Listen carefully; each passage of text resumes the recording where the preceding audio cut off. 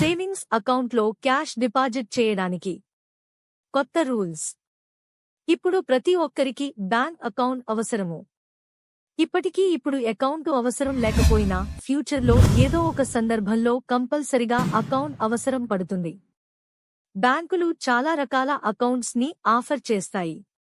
Savings account, zero balance account, current account అని ఇలా చాలా రకాల అకౌంట్స్ ని ఆఫర్ చేస్తాయి.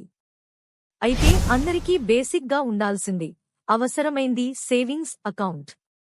మన దగ్గర మనీ ఉన్నప్పుడు సేవింగ్స్ అకౌంట్ లో డిపాజిట్ చేసుకుంటే మనకి ఇంట్రెస్ట్ కూడా వస్తుంది.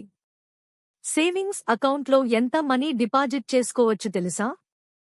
సేవింగ్స్ అకౌంట్ లో 10 లక్షలు అంతకంటే ఎక్కువ ఒకేసారి డిపాజిట్ చేయాల్సి వస్తే పాన్ కార్డ్ డీటెయిల్స్ కంపల్సరిగా సబ్మిట్ చేయాలి.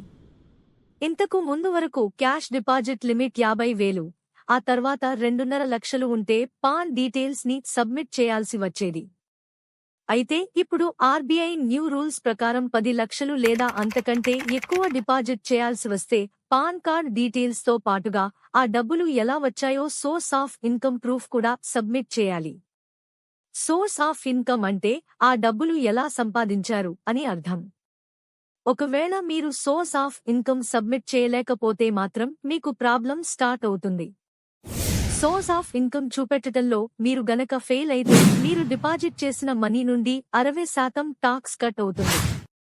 కాబట్టి ఒకే ట్రాన్సాక్షన్లో 10 లక్షలు లేదా 10 లక్షల కంటే ఎక్కువ మరియు ఒక ఫైనాన్షియల్ ఇయర్లో అన్ని డిపాజిట్ ట్రాన్సాక్షన్లు కలిపి 10 లక్షలు దాటిన ఇన్కమ్ టాక్స్ డిపార్ట్మెంట్ ట్రాక్ చేస్తుంది.